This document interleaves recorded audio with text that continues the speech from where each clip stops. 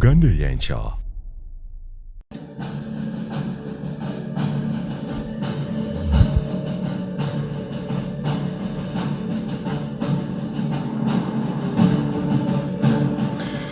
Buterevu nnyo abali ku mukutu gwa Uganda y'enkya taasa Uganda n'emikutu gyaffe emirala gyonna mbaaniriza nnyo era mwe bali kutugoberera wamu n'okutuuba kuba response okusinziira ku ebyo bye tubaweereza.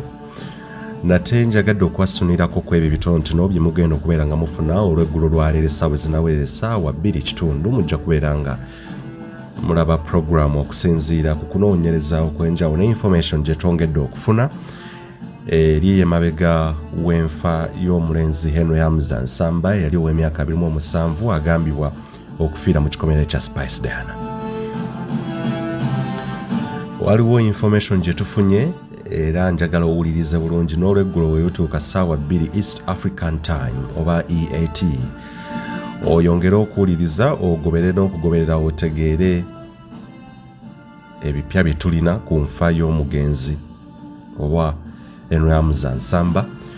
An allegation that manager Roger ne Spice Diana bayinza okubeera nga bamanyi oba nga be baali emabega w'okutemula omulenzi ono.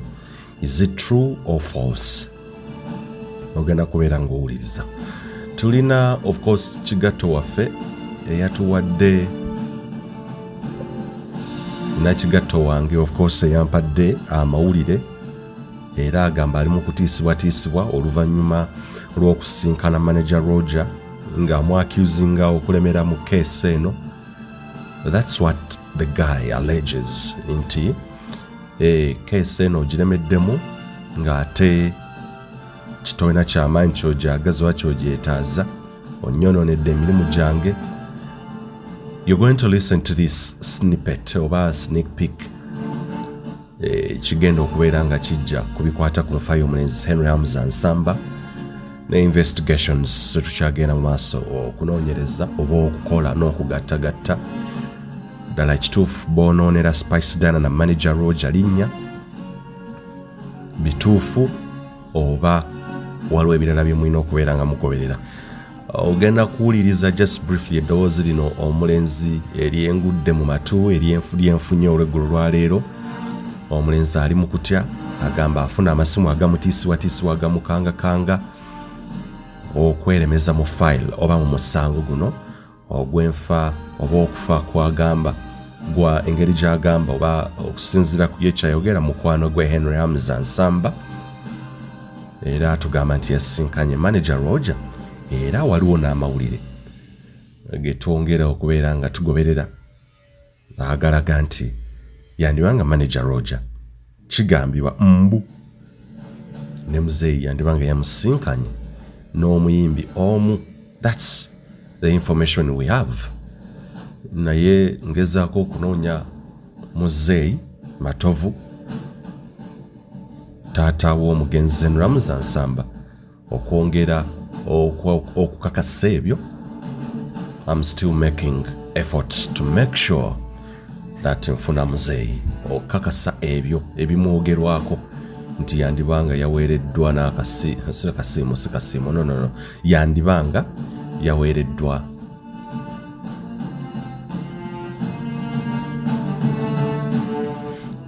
ensimbi. Manager Roger kigambibwa basisinkanye bunnamwaya bwe kigambibwa oluvannyuma lw'okugenda baali bagenze okugoberera fayili ya DPP weetuuse ku nfa y'omutabani we Henry Hamza Nsamba.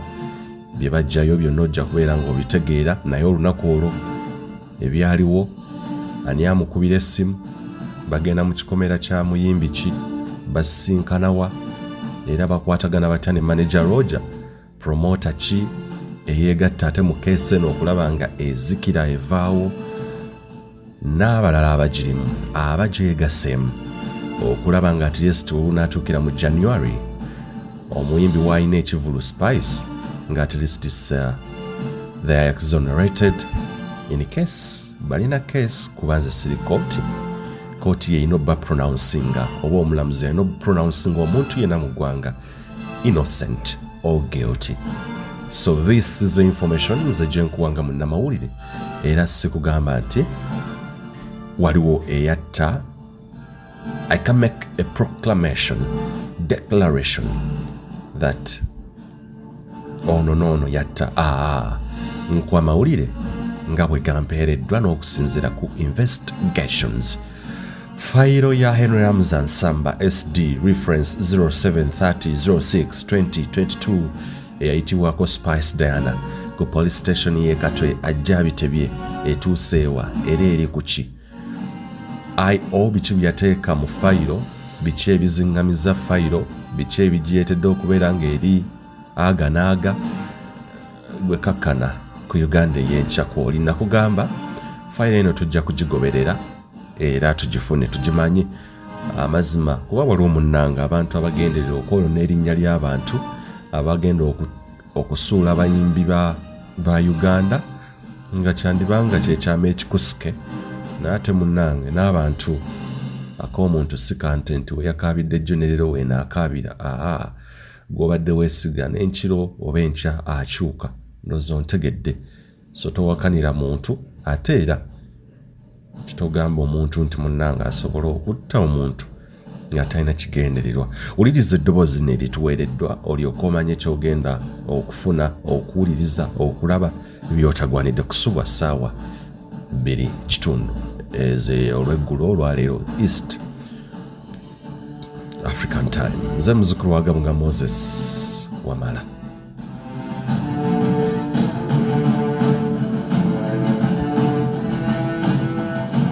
Mbalamusiza bannayuganda mwonna gye muli. Amannya gange nze Simba Fred nga nze ndi mu musango gwa Spice Diana ogw'omwana eyafiira ewuwe alimu ng'omujulizi. Naye ekinkozesezza eddoboozi lino bannayuganda mwonna gye muli abazze bagoberera omusango guno munsaasireko. Ssaawa yonna nandifa nandittibwa olw'abantu beenjulira oba bempaako obujulizi mu musango guno oba okusibwa. Kuba abantu bano abali mu musango guno bannoonya ne bamiitinga ne bantwala mu miitingi nga beekwese mu bantu bange be nali mmanyi nti bantu bange, ne babaako akafo akamu mwe bampita nga bayise mu bantu bange. Ekifo ekyo kiri Munyonyo. Abantu abamanyi emunyonyo bw'oba ova ku lawundi y'e Munyonyo ewa Sudiiro vuga ng'odda ngadda ebbunga, waliwo akabaala, waliwo akafo wakyemmanga kali awo bakayita Cubin oba Cubana oba Kabana, ku ebyo ebisatu bye njogedde. Ne bantwala mu kifo ekyo esaamanya nti ngenda kusisinkana Manager Roger era namusanga eyo ng'alinayo n'abantu be ab'enjawulo abaali baliyo nga nange nina abantu bange be nnali nabo. Namusanga ne twogera naye ne mubuuza ebibuuzo bye namubuuza ku nfa y'omwana oyo bye yeegaana. Naye ng'ate ekyamazima omusango agumanyi era n'abaako bye yansaba okulekeraawo okumwogerako. Olw'embeera gye nalimu nakkiriza kuba yalina n'abantu bangi bakanyama babawunsa bangi. Kuba nange nali mu kutya nga nsuubira nti ssaawa yonna nange agenda kuntuusaako obulabe oba agenda kumpamba. Ekyanzija enviiri ku mutwe oba ekyankuba ewala ne bw'olaba nkozesezza eddoboozi lino, abantu aboogerwako mu musango guno oba mu butemu buno n'akatambi k'ebyaliwo bakalina. Era Roger yakajjayo mu ssimu, ku ssimu ye alina essimu 2, alina iPhone, alina n'essimu endala eri awo kika kya Samsung ya black. Wakati nga tunyumya yajjayo essimu eyo n'andaga akatambi ako n'aŋŋamba oli eyo nnumiriza naye tomanyi na byaliwo, kati kankulaga akatambi ako. Ekifaananyi kye nnyinza obbasiigira ekiri mu katambi ako kye kino. Akatambi tekalaga mwana ono ng'ayingira mu kikomera kya Spice Diana, era akatambi kano tekalaga nga bamukuba, wabula akatambi kano kakulaga omwana ali mu ddiiro, yayingira n'atuuka mu ddiiro n'asangawo awusigaalo kyesimanyi oba yali tamumanyi oba yali mupya ku olwo. Naye ng'omwana akulaga ye atambula agenda mu kisenge wa Spice. Mu katambi kano kakulaga nti omwana ono gye yali alaga, nze okusinziira ku ntegeera yange, kakulaga gye yali alaga waliyo omuntu gwe yali ateeseganyizza naye oba waliyo omuntu yali amulagiridde ti gwe bw'otuuka mu ddiiro kwata ku mukono bwe guti, emiryango giri bwe giti, gweyitawo buyisa ojje gye ndi. Mu katambi nze nkusigira ekifaananyi kye nalaba. Bwe kiba nga si ekyo, ekifaananyi ekirala kye nnyinza okukusiigira mu bye nalaba mu katambi kano kikulaga nti Spice yali yatezze omwana ono nga yateesezza dda n'abawaka bamuleke ayingire oba baggulewo baleke nga waggule, bamuleke ayingire ajje direct mu nnyumba, then bo bakole ebyabwe bye baali balina okukola nga biraga nti omwana abadde ayingidde ng'omubbi oba ng'omutemubbi bwe bakigamba. Nkusiigira kifaananyi kye nalaba mu katambi kano. Lwaki nkugamba ebigambo bino? Baba bagamba nti kituufu mubbi oba yali mubbi. Mu katambi kakulaga ebyali bye yali alina okubba byali mu ddiiro. Ebintu bye musuubira ebisobola obeera mu nnyumba ebisobola okubbibwa nga TV biki n'ebisigadde byaliwo mu ddiiro. Naye omwana akulaga yali agenda, yali alina gy'alaga ng'ebyo ebintu si bye bimuleese. Ye yali alina omuntu gw'agenda okulaba. Nze nkusiigira kifaananyi naawe oli wadde mbusiiga ekikyo. Akulaga nti alina gye yali alaga ng'alina omuntu gw'agenda okulaba. So ebyo ebigambibwa nti yali mubbi si kituufu. Naye okutiisatiisa ko kukyagenda mu maaso. Era bw'owuliranga nti omuntu yafudde abadde mu musango guno towakananga olw'ensonga kuba abali mu musango guno balwana nnyo okulaba nga gukola ki, nga gukomaawo. Baakoze olukujjukujju lwonna ne bajja ne bamiitinga muzeeyi azaala omwana ne baga ebigambo bye bamugambe wakati ne mu kwetonda. So naye nze neesikkiriziganya na byakoleddwa olw'ensonga kuba ne mu kumimiitinga nze alimu ng'omujulizi bankwese nagenza obbitegeera kubanga ne muzeeyi bamutaddeko akazito tebamukkiriza kumpita mu miitingi eyo gye nalimu gye baalimu. Ate ekintu ekyo kirimu n'omuntu omunene akirimu, omuyimbi ow'amaanyi akirimu. Naye nsaba gavumenti eveeyo erwane kubirire nga n'omujulizi oyo aliwo tannattibwa, ekwate abantu bano abagambibwa mu musango guno kuba n'obujulizi nabo bennyini batambula nabo. Mwebale nnyo, mwebalire ddala.